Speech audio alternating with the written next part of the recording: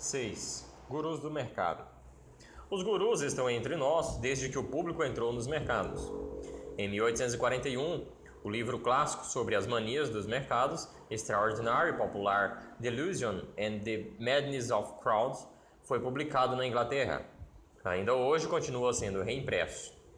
Seu autor, Charles Mackay, descreveu a mania da tulipa, na Holanda, a bolha dos mares do sul, na Inglaterra, e outras manias. A natureza humana muda lentamente e hoje novas manias, inclusive as de gurus, continuam a infestar os mercados. Hoje as manias de gurus surgem e se difundem com mais rapidez do que no passado, graças aos atuais recursos de telecomunicações. Até mesmo investidores inteligentes e bem educados seguem os gurus dos mercados como os devotos de falsos messias na Idade Média. 3 são os tipos de gurus nos mercados financeiros: gurus dos ciclos de mercado, gurus dos métodos mágicos e gurus mortos. Alguns gurus prenunciam importantes reversões do mercado, outros promovem métodos inéditos, vias expressas para a riqueza, e ainda outros evitam as críticas e transformam-se em objetos de culto por meio do mecanismo simples de ir embora deste mundo. Gurus dos ciclos de mercado. Durante muitas décadas, o mercado de ações dos Estados Unidos seguiu em geral ciclos de 4 anos. Baixas expressivas típicas de mercados baixistas ocorreram em 1962, 1966, 1970, 1974, 1978 e 1982. Nesses ciclos, o mercado de ações como um todo normalmente passava de 2,5 a 3 anos subindo e de 1 a 1,5 ano caindo. Em quase todos os grandes ciclos do mercado, surge um novo guru, ou seja, a cada período de 4 anos. A fama desses gurus tende a durar de 2 a 3 anos. O período do reinado de cada guru coincide com as principais fases do mercado altista nos Estados Unidos. O guru dos ciclos de mercado prevê todas as grandes altas e baixas. Cada previsão correta aumenta sua fama e induz ainda mais as pessoas a comprar e a vender com base em suas previsões. À medida que mais pessoas seguem o guru, suas previsões se transformaram em profecias autorrealizáveis. Quando surge um novo guru, vale a pena seguir seus conselhos. Dentre os milhares de analistas de mercado, alguns sempre tiram a sorte grande em algum momento da vida, do mesmo modo como um relógio parado mostra a hora certa 2 vezes por dia. Quem já sentiu o gosto de um dia tirar a sorte grande, às vezes fica arrasado quando tudo termina e cai fora do mercado. Mas algumas velhas raposas aproveitam a sorte grande, mas continuam trabalhando como de costume, quando as vacas gordas vão para o brejo. O sucesso dos gurus dos ciclos de mercado depende de mais coisas além da sorte. Em geral, formulam alguma teoria simples sobre o mercado. Essas teorias, ciclos, volume, ondas de Elliott, não importa qual seja, quase sempre é desenvolvida ao longo de vários anos antes do lado. De início, o mercado recusa-se a seguir a teoria simples do aspirante guru. Então, o mercado muda e durante vários anos parece engrenar com a nova tese. É quando a estrela do guru atinge o apogeu e brilha com todo o esplendor no firmamento do mercado. Compare-se isso com o que acontece com os modelos de beleza, à medida que varia o gosto do público. No ano, as loiras são populares, no outro, as ruivas caem no gosto do público. De repente, a estrela loira do ano passado não é mais procurada para a capa das principais revistas femininas. Todos querem uma modelo negra, ou, quem sabe, uma mulher com alguma marca de nascença no rosto. As modelos não mudam, o que varia é o gosto do público. Os gurus sempre são oriundos de periferia da análise do mercado. Nunca são analistas do establishment. Os empregados da instituição geralmente jogam com segurança e raramente atingem resultados espetaculares, pois todos usam métodos semelhantes. Os gurus dos ciclos de mercado são forasteiros, que trazem consigo alguma teoria exótica. Os gurus geralmente ganham a vida publicando uma newsletter periódica e não raro ficam ricos vendendo conselhos. As assinaturas podem disparar de algumas centenas por ano para dezenas de milhares. Conta-se que um guru dos ciclos de mercado, que andou na moda algum tempo atrás, contratou mais de 3 pessoas apenas para abrir os envelopes com dinheiro que chegavam à empresa aos borbotões. No seminário sobre investimento, O guru é cercado por uma multidão de admiradores. Se você algum dia for parte de uma dessas multidões, observe que raramente alguém faz perguntas ao guru sobre sua teoria. Seus admiradores se contentam em beber ao som de sua voz e gabam-se com os amigos de terem estado a alguns passos do guru. Os gurus continuam famosos enquanto o mercado se comporta de acordo com a sua teoria, geralmente por período inferior aos 4 anos de um ciclo de mercado. Lá para as tantas, o mercado muda e começa a marchar em ritmo diferente. O guru continua a usar os velhos métodos que funcionaram tão bem no passado e rapidamente perde os apóstolos. Quando as previsões do guru já não acertam na mosca, a admiração do público converte-se em ódio. Para esses gurus desacreditados, é impossível retornar ao fastígio do passado. O guru reinante em princípios da década de 1970 foi Edson Gold. Ele baseava suas previsões nas mudanças de orientação do Federal Reserve na medida em que se refletiam na taxa de desconto. Sua regra famosa dos 3 passos e um tropeço afirmava que se o Federal Reserve aumentasse os juros 3 vezes em seguida, isso significava aperto da política monetária, que por sua vez deflagrava a baixa do mercado. Gold também desenvolveu uma técnica de gráficos original chamada speedlines, linhas de velocidade. Linhas de tendências superficiais cujos ângulos dependem da velocidade da tendência e da profundidade das reações do mercado. Gold tornou-se muito badalado durante a baixa do mercado de 1973 a 1974, atingindo o pináculo depois de prever corretamente o mergulho de dezembro de 1974, quando o Dow Jones Industrials caiu para quase 500. Mas o mercado recuperou-se com rapidez. Gold identificou com antecedência seus importantes pontos de inflexão, usando speedlines, e sua fama aumentou ainda mais. No entanto, logo os Estados Unidos inundaram-se de liquidez, a inflação intensificou-se e os métodos de Gold, desenvolvidos em ambiente monetário diferente, não mais estavam funcionando. Em 1976, Gold já havia perdido a maioria dos seus adeptos, e hoje poucas pessoas se lembram de seu nome. Em 1978, emergiu um novo guru dos ciclos do mercado, Joseph Granville. Afirmou que as mudanças nos volumes de negociações precediam as mudanças nos preços das ações, e soube expressar sua tese com graça. O volume é o vapor que faz andar a Maria Fumaça. Granville desenvolveu sua teoria quando trabalhava para uma grande corretora de Wall Street. Em sua biografia, revelou que a ideia lhe ocorrera quando estava sentado na privada, contemplando o desenho das lajotas do chão. Ao levar sua ideia do banheiro para a sala de gráficos, o mercado recusou-se a seguir suas previsões. Ele faliu, divorciou-se e dormiu no chão do escritório de um amigo, até que em fins da década de 1970 o mercado começou a seguir os scripts de Granville como nunca antes, e o público passou a dar-lhe atenção. Granville percorreu os Estados Unidos falando para multidões que saíssem pelo ladrão. Chegava ao palco numa carruagem, fazia previsões e repreendia os amadores que não reconheciam sua teoria. Tocava piano, cantava e às vezes até arriava as calças para enfatizar algum ponto. Suas previsões eram extremamente corretas e, além disso, conseguia chamar a atenção para si mesmo, tornando-se muito citado na mídia de massa. Granville cresceu o suficiente para influenciar o mercado de ações. Quando ele se dizia baixista, o Dow caía mais de 40 pontos num dia, uma queda enorme pelos padrões da época. Mas ele deixou intoxicar-se pelo sucesso.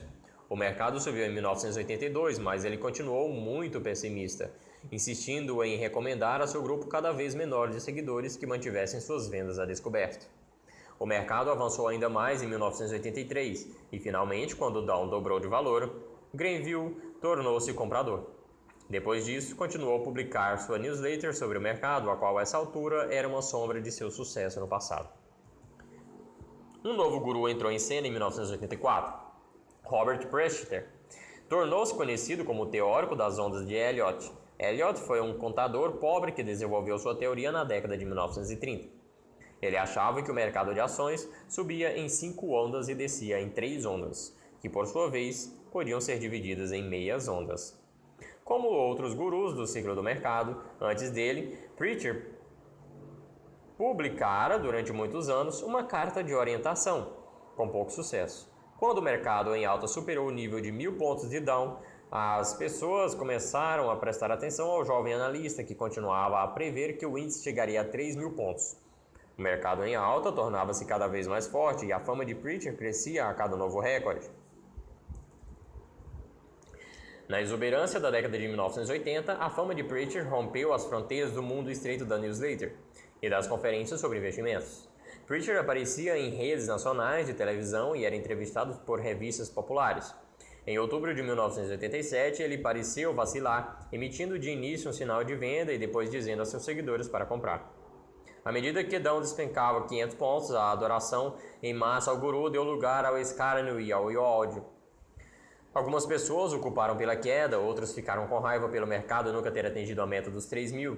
O negócio de assessoria de Preacher encolheu e ele praticamente se afastou dele. Todos os gurus do ciclo de mercado têm vários traços em comum.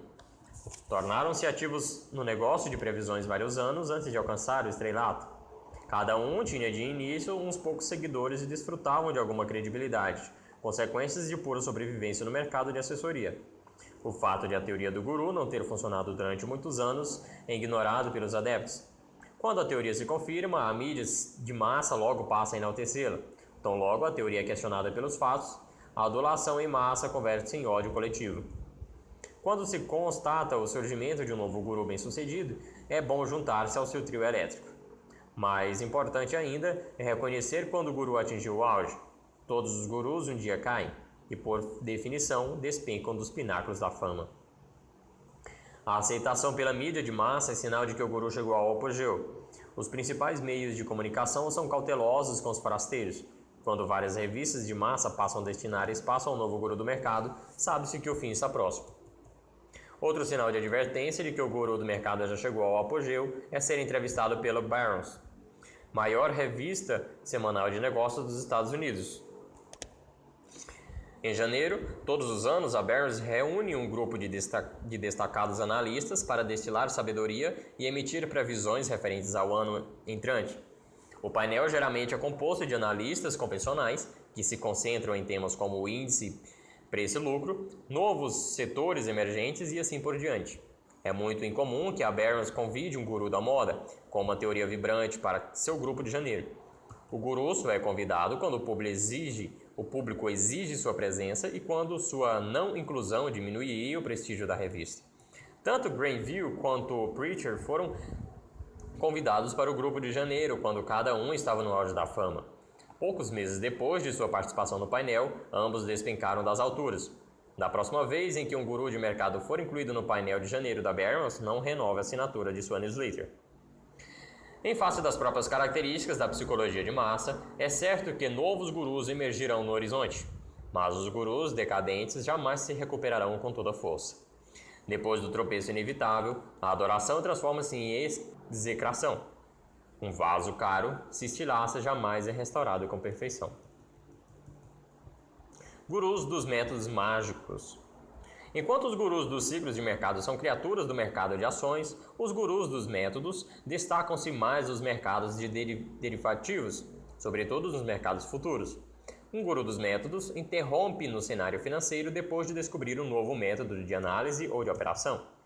Os operadores de mercado sempre buscam um trunfo, uma vantagem sobre os colegas de ofício. Como cavaleiros à procura de uma espada, estão dispostos a pagar caro por suas ferramentas de negociação.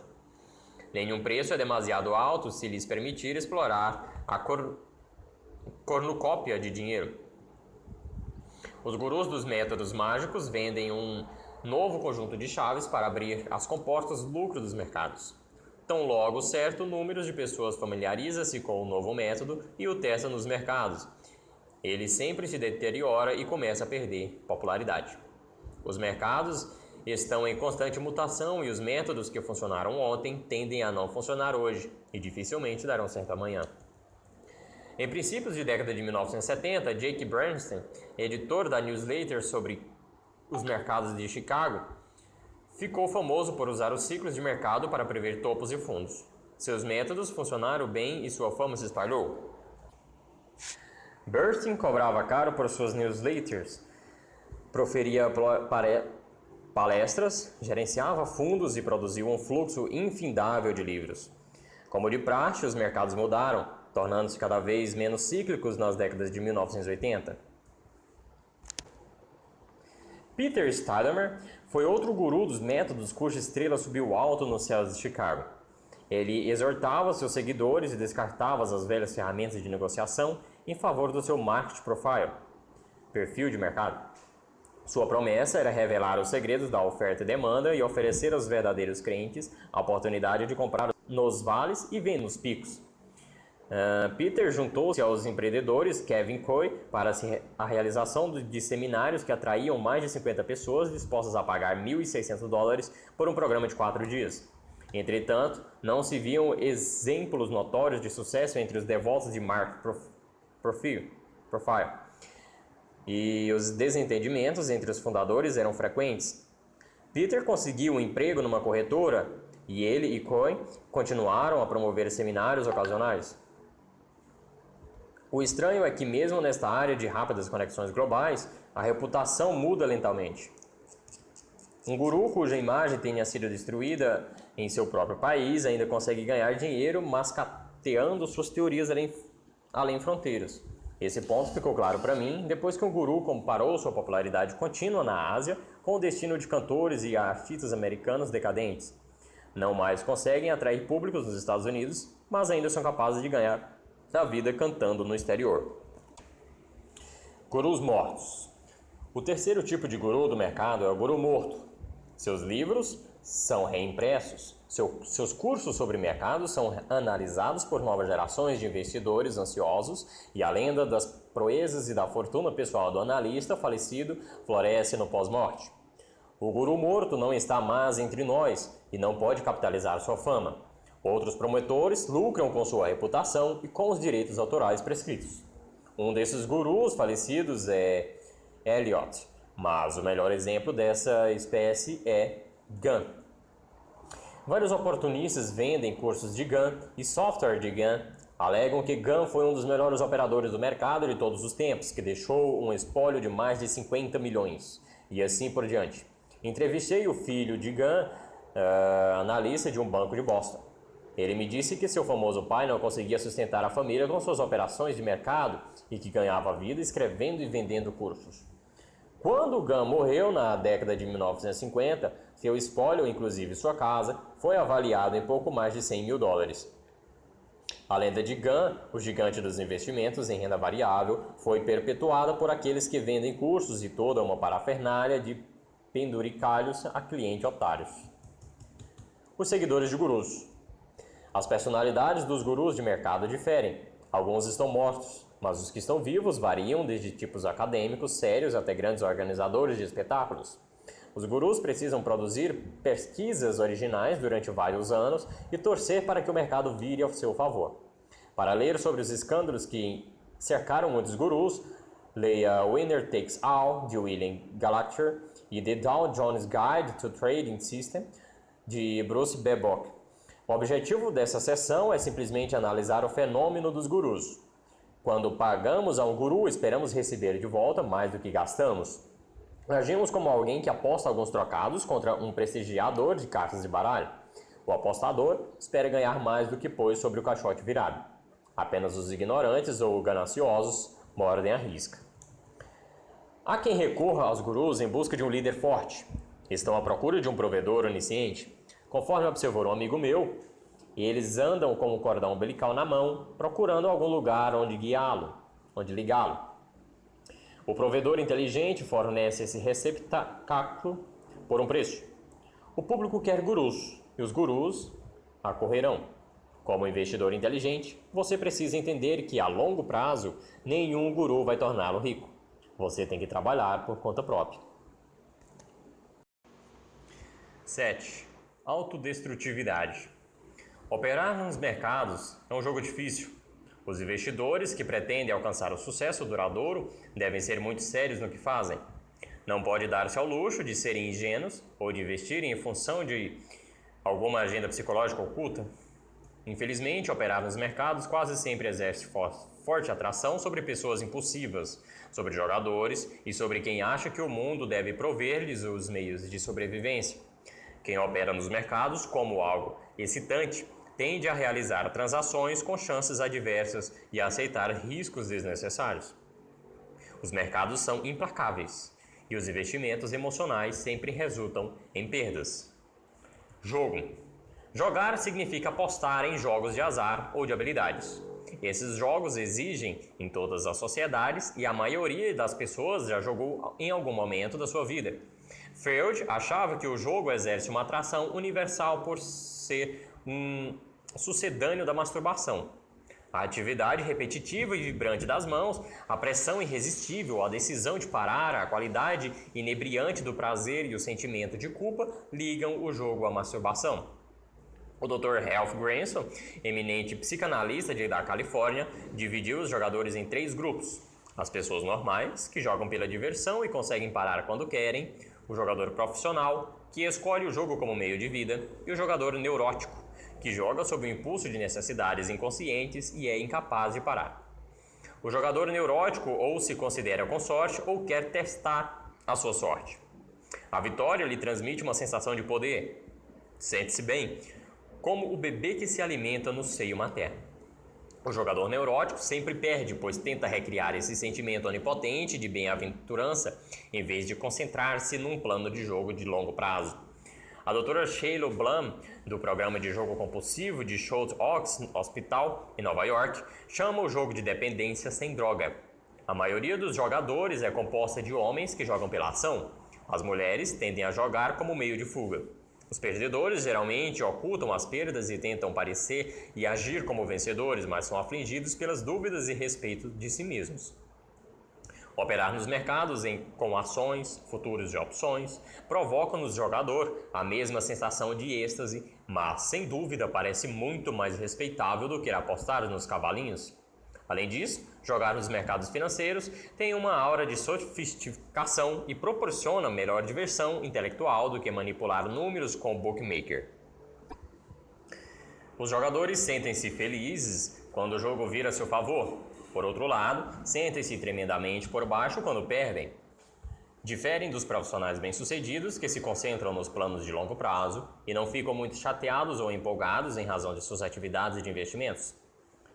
Os corretores sabem muito bem que vários de seus clientes são jogadores, por isso, raramente deixam recado com as esposas desses investidores, mesmo quando telefonam apenas para confirmar uma negociação.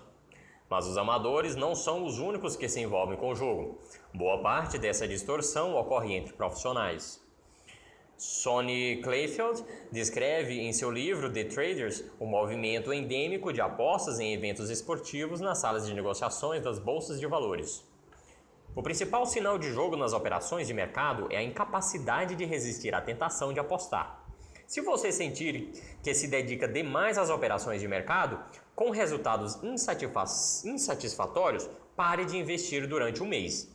Essa pausa lhe dará a chance de reavaliar seus investimentos. Se o impulso para investir for tão forte a ponto de você não conseguir afastar-se dessa atividade por tanto tempo, é hora de visitar a seção local dos jogadores anônimos ou começar a seguir os princípios dos alcoólatras anônimos, apresentados mais adiante nesse capítulo. Autossabotagem. Depois de praticar psiquiatria por muitos anos, convenci-me de que a maioria dos fracassos na vida resulta de autossabotagem. Fracassamos em nossas atividades profissionais, pessoais e de negócios não por ignorância ou incompetência, mas para realizar um desejo inconsciente de fracassar. Um amigo meu, brilhante e espirituoso, tem toda uma história de vida de demolição do próprio sucesso. Quando jovem, era um vendedor térmico bem-sucedido e acabou sendo demitido.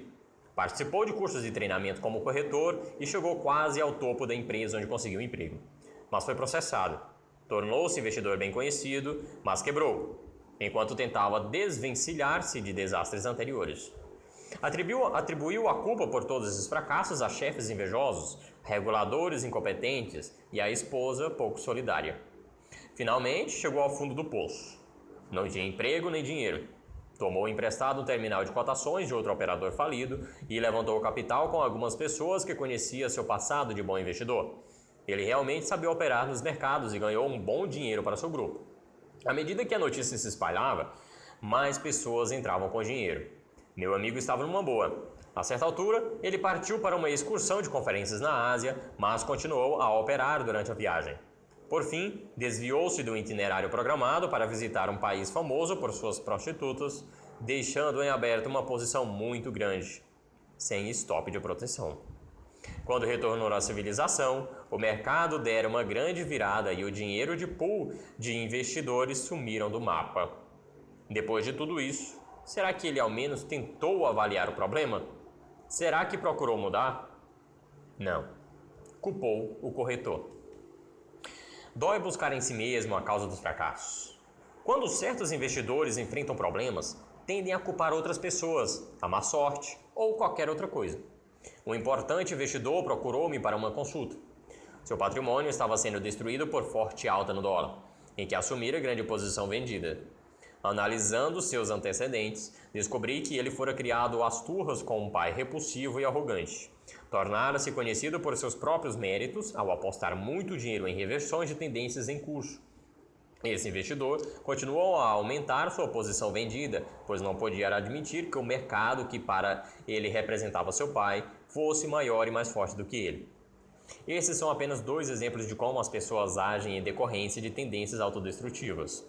Sabotamo-nos quando atuamos como crianças impulsivas, em vez de como adultos inteligentes. Aferramo-nos a nossos padrões autossugestivos, ainda que sejam curáveis. O fracasso é uma doença tratável. A bagagem mental da infância pode impedir o seu sucesso nos mercados. Você precisa identificar os seus pontos fracos para mudar.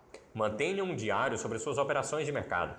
Anote nele as razões que o levaram a entrar ou a sair de todas as posições. Busque padrões repetitivos de sucesso ou fracasso. O derby da demolição. Quase todas as profissões e empresas proporcionam uma rede de segurança a seus membros. Seus chefes, colegas e clientes podem adverti-lo quando você se comporta de maneira perigosa ou autodestrutiva. Nas operações de mercado, você não conta com essa sustentação protetora, o que torna essa atividade mais perigosa do que a maioria dos esforços humanos.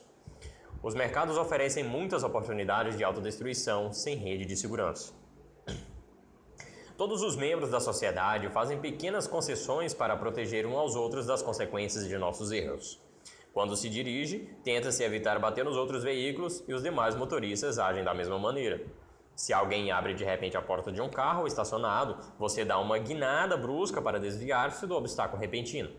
Se alguém corta a sua frente numa rodovia, você até pode xingar, mas freia o carro para não bater. Você evita colisões porque eles são muito despedinhosos para ambas as partes. Os mercados operam sem a solidariedade humana normal. Todos os operadores de mercado tentam bater nos outros. Todos os operadores de mercado são atingidos pelos demais. A autoestrada das operações de mercado até a pinhada de carcaças de veículos acidentados está.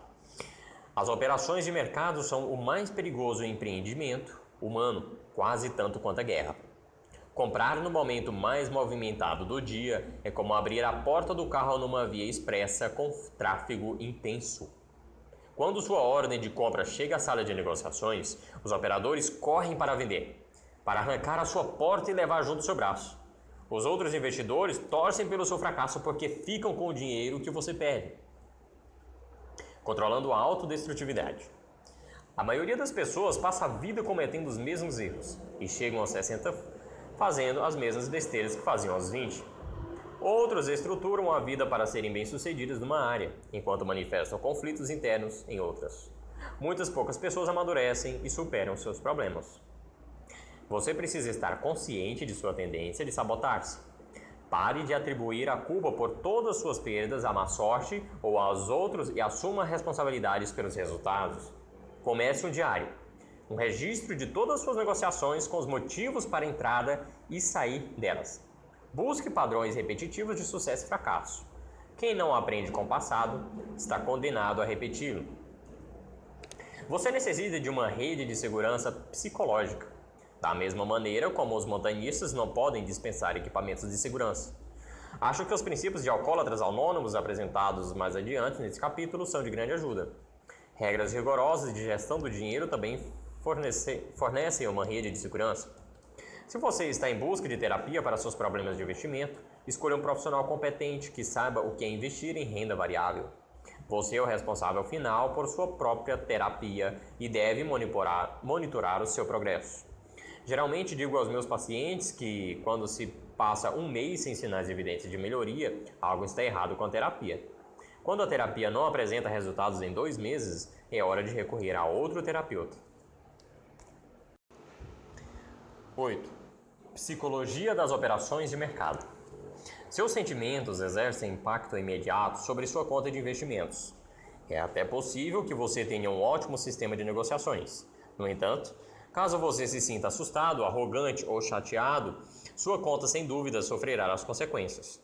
Ao reconhecer que a sensação de êxtase ou de medo dos jogadores está obscurecendo a sua mente, pare de investir. Seu sucesso ou fracasso como operador de mercado depende do controle de suas emoções. Ao operar nos mercados, você está competindo com as mentes mais afiadas do mundo. O campo de jogo foi preparado para levá-lo ao fracasso. Se você permitir que suas emoções interfiram em suas operações de mercado, a batalha está perdida. Você é responsável por todas as suas operações de mercado. Cada uma delas começa no momento em que você decide entrar no mercado e termina apenas quando você resolve sair daquela posição. Ter um bom sistema de negociações não é o suficiente. Muitos operadores de mercado, mesmo com bons sistemas de negociações, acabam desaparecendo dos mercados porque, sob o ponto de vista psicológico, não estão preparados para a vitória. Flexibilizando as regras. Os mercados oferecem enormes tentações, como se estivéssemos percorrendo um caixa forte cheia de ouro ou perambulando por um harém. Os mercados evocam forte cobiça pelos ganhos e grande medo quanto às perdas. Esses sentimentos embotam nossas percepções das oportunidades e dos perigos. Depois de uma sequência de ganhos, a grande maioria dos amadores começam a achar que é gênio. E a ilusão de ser capaz de dobrar regras do jogo e sair desse vitorioso é inebriante. Neste momento, os investidores abandonam seus princípios e entram em modo de operação autodestrutivo. Em geral, os investidores desenvolvem alguns conhecimentos, alcançam algumas vitórias, deixam-se dominar pelas emoções e tornam-se propensos à autodestruição. No final do ciclo, quase todos os investidores logo desenvolvem seus ganhos extraordinários ao mercado, cujos campos de batalha estão cheios de histórias de mendigos que viraram príncipes e de príncipes que viraram mendigos. A marca do operador do mercado bem-sucedido é a capacidade de acumular patrimônio. É preciso tornar suas operações de mercado tão objetivas quanto possível. Mantenha um diário de todas as suas negociações com gráficos antes e depois. Desenvolva uma planilha com resumo de todos os investimentos, abrangendo comissões e slippage, e observe regras muito rigorosas sobre gestão do dinheiro.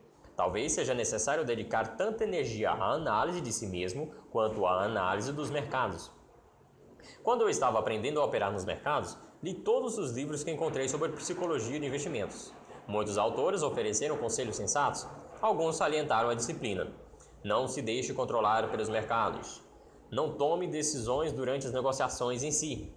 Planeje a negociação e negocie o plano. Outros destacaram a flexibilidade. Não entre nos mercados com noções pré-concebidas. Mude seus planos quando os mercados mudarem.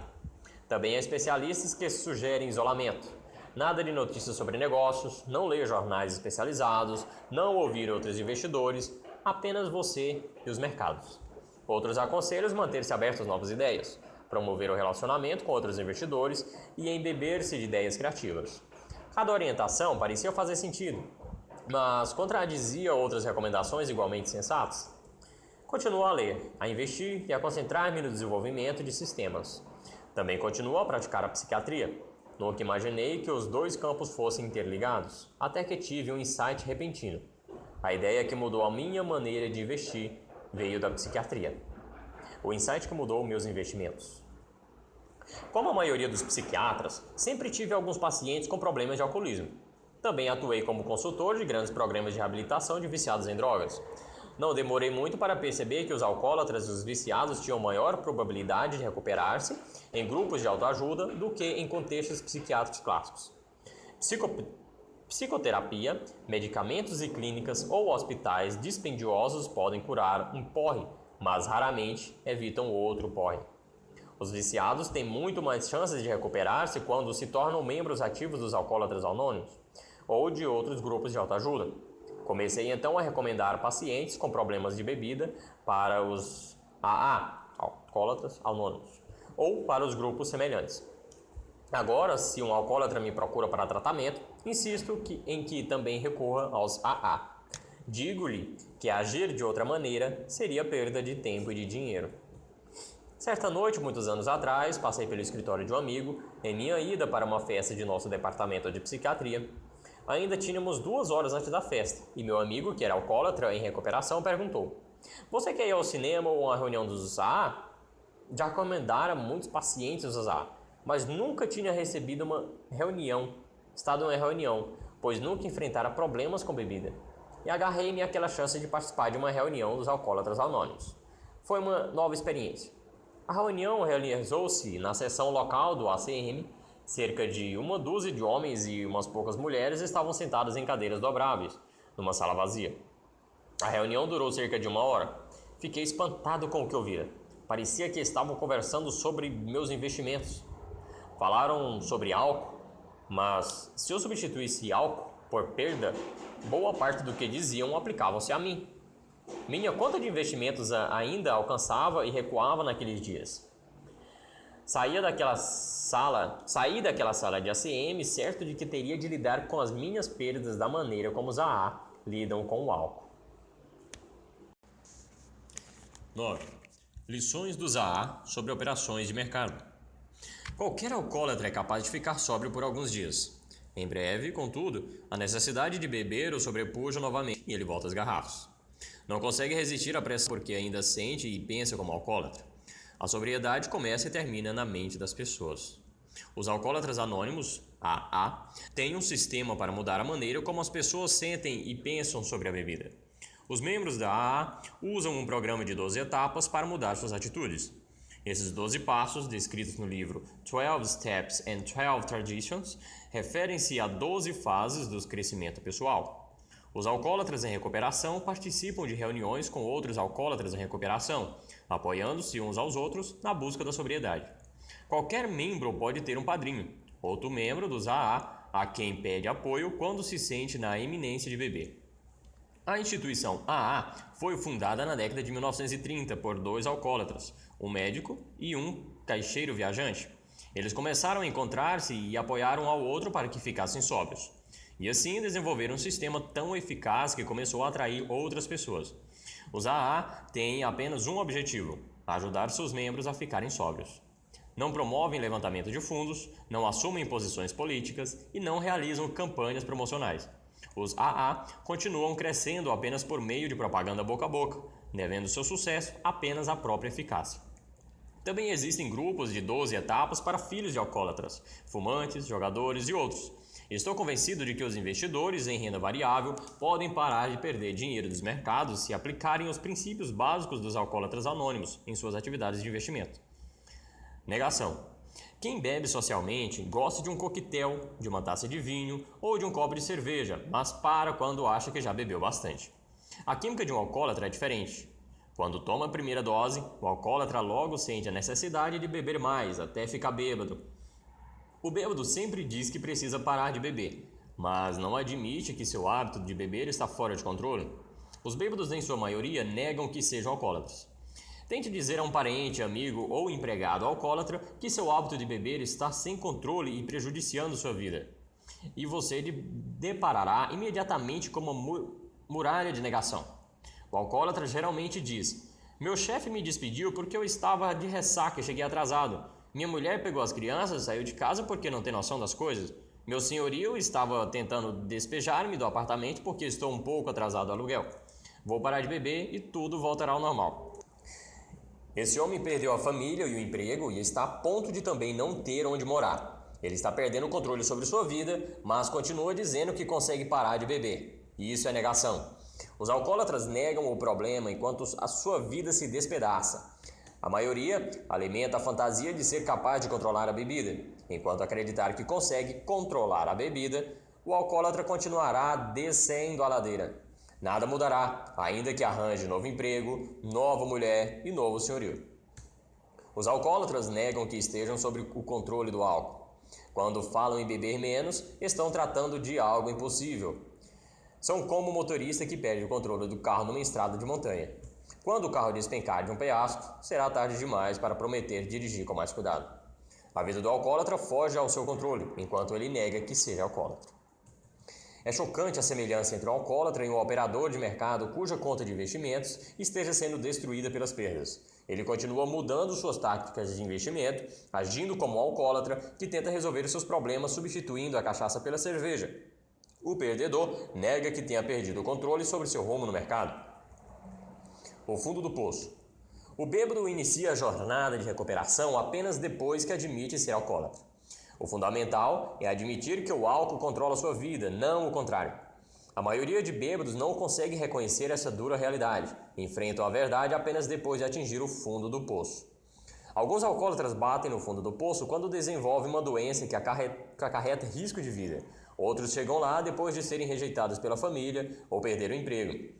O alcoólatra precisa descer as profundezas tão hediondas, deve chafurdar de tal maneira na lama, sentir uma dor tão insuportável que finalmente rompe a própria negação. A dor de chegar aos desvãos do inferno é intolerável. Faz com que o alcoólatra se dê conta da sordidez em que se atolou. Essa dor perfura seu escudo protetor, e então ele se defronta com uma escolha simples e inequívoca: ou dá uma virada em sua vida, ou morre em pouco tempo. Apenas nessas condições, o alcoólatra está pronto para iniciar a jornada de recuperação. Os lucros fazem com que os operadores de mercado se sintam poderosos e provocam neles uma sensação de êxtase. Tentam ficar altos novamente, precipitam-se em operações negligentes e devolvem o dinheiro aos vencedores. A maioria não suporta a dor de uma sequência de perdas e quase todos morrem como operadores de mercado depois de atingir o fundo do poço e desaparecem do contexto. Os poucos sobreviventes constatam que o principal problema não está em seus métodos, o problema está em sua mentalidade. Estes são capazes de mudar e transformar-se em operadores de mercado bem-sucedidos. A primeira etapa. O alcoólatra que quiser recuperar-se deverá superar 12 etapas, 12 fases de crescimento pessoal. Ele precisa mudar sua forma de pensar e de sentir, revendo em profundidade a maneira como se relaciona consigo mesmo e com os outros. O primeiro passo dos AA é o mais difícil. O primeiro passo a ser dado pelo alcoólatra é admitir sua impotência em relação ao álcool. Ele precisa admitir que sua vida tornou-se incontrolável, que o álcool é mais forte. A maioria dos alcoólatras não consegue dar espaço. Abandona o programa e continua a destruir sua vida. Se o álcool é mais forte do que você, é evidente que você não pode mais beber uma gota de álcool pelo resto da sua vida. Você precisa parar de beber para sempre. A maioria dos bêbados não quer abrir mão desse prazer. Preferem destruir sua vida a dar o primeiro passo dos AA. Apenas a dor de estatelar-se no fundo do poço proporciona motivações suficientes para dar o primeiro passo. Um dia de cada vez. Você provavelmente já viu adesivos em para-brisas de carros dizendo um dia de cada vez ou devagar e sempre. Esses são slogans dos AA e os motoristas desses carros provavelmente são alcoólatras em recuperação.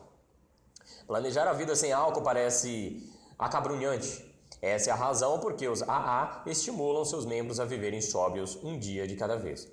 O objetivo de todo membro dos AA é manter-se sóbrio hoje e ir para a cama sóbrio essa noite. Aos poucos, os dias transformam-se em semanas, meses e anos. As reuniões e outras atividades dos AA ajudam cada alcoólatra em recuperação a ficar sóbrio um dia de cada vez. Os alcoólatras em recuperação recebem e dão aos outros apoio e companheirismo inestimáveis nessas reuniões. Elas são realizadas a qualquer hora, em todo o mundo. Os operadores de mercado têm muito a aprender com essas reuniões. Uma reunião dos AA. Uma das melhores coisas que um operador de mercado pode fazer é ir a uma reunião dos AA. Fiz essa recomendação especialmente a certo operador de mercado que enfrentava uma sequência de perdas. Telefone para os alcoólatras anônimos e pergunte-lhes sobre a próxima reunião de abertura, ou reunião para iniciantes, em sua área. Cada reunião dura cerca de 1 hora. Você pode sentar-se no fundo da sala e ouvir com atenção. Ninguém o pressiona a falar, nem pergunta o seu sobrenome. No início de cada reunião, um membro veterano se levanta e fala sobre sua luta para superar o alcoolismo. Vários outros membros compartilham suas experiências. Por fim, faz uma coleta para cobrir as despesas. A maioria contribui com $1. O que você tem que fazer é ouvir com cuidado e sempre que escutar a palavra álcool, substituí-la por perda. Você terá a impressão de que todos na reunião estão falando sobre operações de mercado. 10. Perdedores anônimos. Quem bebe socialmente gosta de um drink uma vez ou outra, mas os alcoólatras anseiam por álcool. Ele nega que o álcool controla e destrua sua vida, até enfrentar uma grave crise pessoal. Pode ser uma doença que envolva risco de vida, desemprego, deserção de um membro da família ou outro evento que provoque dor insuportável. Os AA chamam essa situação de fundo do poço. A dor de chegar ao fundo do poço perfura a negação do alcoólatra. Ele se defronta com uma escolha dura, afogar-se ou dar uma virada e nadar até a superfície em busca de ar. O primeiro passo para a recuperação é admitir a impotência em relação ao álcool. Um alcoólatra em recuperação nunca mais pode beber. A perda é para o perdedor o que o álcool é para o alcoólatra. Uma pequena perda é como uma dose isolada. Uma grande perda é como um porre. Uma série de perdas é como uma bebedeira. Os perdedores deslocam-se o tempo todo entre diferentes mercados, gurus e sistemas de negociações. Seu patrimônio encolhe enquanto tentam recriar a sensação inebriante da vitória. Os operadores de mercado fracassados pensam e agem como alcoólatras, exceto que sua fala não é arrastada. Os dois grupos são tão parecidos que é até possível prever as atitudes do perdedor com base no modelo dos alcoólatras. O alcoolismo é uma doença curável, assim como perder dinheiro nas operações de mercado. Os operadores podem mudar de vida se começarem a usar os princípios dos alcoólatras anônimos. A compulsão para operar nos mercados. Os operadores de mercado bem-sucedidos tratam as perdas de maneira como quem bebe socialmente lida com o álcool. Não incorrem em excessos e sabem parar. Quando sofrem uma sequência de prejuízos, interpretam a situação como sinal de que algo está errado. É hora de fazer uma pausa e repensar suas análises e métodos. Os perdedores não conseguem parar. Continuam investindo porque são viciados e nutrem a esperança de uma grande vitória. Um eminente assessor de investimentos escreveu que o prazer de operar nos mercados é mais intenso do que o do sexo ou de pilotar um jato. De mesmo modo, como alcoólatra, desencamba do hábito social para a embriaguez constante. Os perdedores assumem riscos cada vez maiores. Eles transpõem a linha entre assumir riscos do negócio e jogar por compulsão. Muitos perdedores nem sabem da existência dessa linha. Os perdedores sentem a necessidade de operar nos mercados da mesma maneira como os alcoólatras são compelidos a beber. Realizam operações compulsivas, entregam-se à farra de negociações e continuam a operar desesperadamente na tentativa de sair do buraco. As contas dos perdedores esvaem-se em dinheiro. A maioria desaparece do mercado por falta de recursos, mas alguns se transformam em gestores do dinheiro alheio depois de perderem o próprio. Ainda, outros vendem serviços de assessoria da mesma maneira como os bêbados alquebrados lavam louças nos bares. A maioria dos perdedores oculta suas perdas de si próprios e do mundo. Manipulam o dinheiro, mantêm registros deficientes de suas operações e jogam fora os extratos das corretoras. O perdedor é como um alcoólatra que não quer saber quantas garrafas esvaziou. No buraco. Os perdedores nunca sabem por que perdem. Se soubessem, já teria feito alguma coisa para se converterem em ganhadores. Continuam operando nos mercados como se estivessem no nevoeiro. Os perdedores tentam gerenciar suas operações no mercado de maneira como os alcoólatras procuram manipular a bebida. Os perdedores tentam sair do buraco por meio de novas operações nos mercados, mudam de sistemas de negociações, compram novo software ou seguem as dicas de outro guru. Encenam uma fantasia de recuperação, uma crença encantatória em Papai Noel. Essa fé desesperada em soluções mágicas ajuda muitos consultores a vender seus serviços ao público.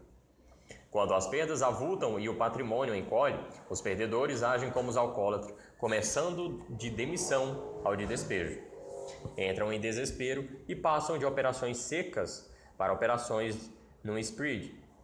Dobram posições com prejuízos, revertem a direção de suas operações e assim por diante, extraindo dessas mudanças tanto benefício quanto ébrio que substituiu uma bebida forte por outra mais fraca.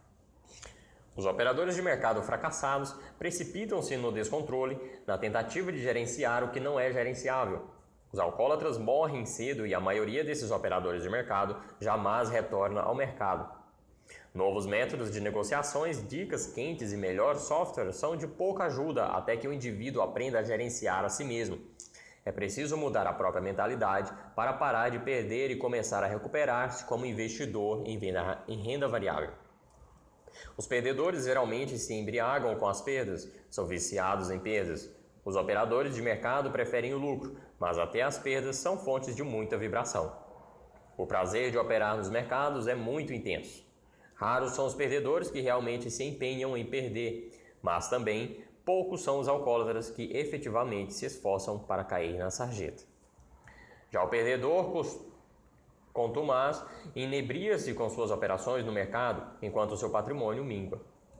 Tentar dizer-lhe que é um perdedor é como arrancar a garrafa da mão de um bêbado. O perdedor precisa ricochetear no fundo do poço para começar a recuperar-se. O fundo do poço. A sensação de bater no fundo do poço é horrível, é dolorosa e humilhante. Chega-se lá quando se perde mais dinheiro do que se tem, quando se dilapida no jogo dos mercados todas as economias. A situação típica é aquela em que você se gaba de sua esperteza com os amigos e depois lhe pede dinheiro emprestado. E até parece que o mercado está nos seus calcanhares, gritando, seu besta! Algumas pessoas chegam ao fundo do poço depois de apenas algumas semanas de operações nos mercados. Outras continuam injetando dinheiro em suas contas de investimentos para adiar o dia do juízo final. Dá pena ver um perdedor olhando-se no espelho. Passamos a vida construindo a autoestima. Quase todas as pessoas se têm em alta conta. Para alguém inteligente e bem-sucedido, dói muito prostrar-se no fundo do poço. Seu primeiro impulso talvez seja esconder-se, mas lembre-se de que você não está sozinho. Quase todos os operadores do mercado já estiveram lá. A maioria das pessoas que chega ao fundo do poço morre como operadores de mercado. Fogem dos mercados e nem olham para trás. Os registros das corretoras indicam que 90 a 100% das pessoas que hoje operam nos mercados provavelmente já terão ido embora daqui a um ano. Baterão no fundo do poço, ficarão machucados e sumirão. E tentarão esquecer as operações de mercado como se faz com pesadelo.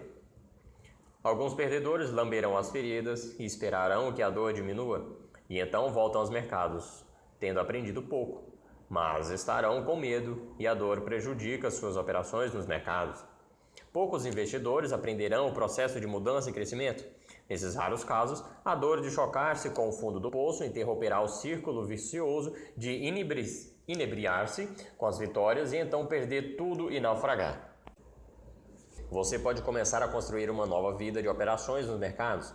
Você pode começar a desenvolver a disciplina dos vencedores. O primeiro passo. O alcoólatra precisa admitir que não pode controlar o vício. O investidor em renda variável também deve conhecer que não consegue controlar suas perdas. Precisa aceitar que tem um problema psicológico com as perdas e que está destruindo sua conta de investimentos. O primeiro passo de um membro dos AA é dizer: sou um alcoólatra e não consigo controlar o álcool. Como investidor, você também deve dar o primeiro passo e dizer: sou um perdedor, sou impotente em relação às perdas.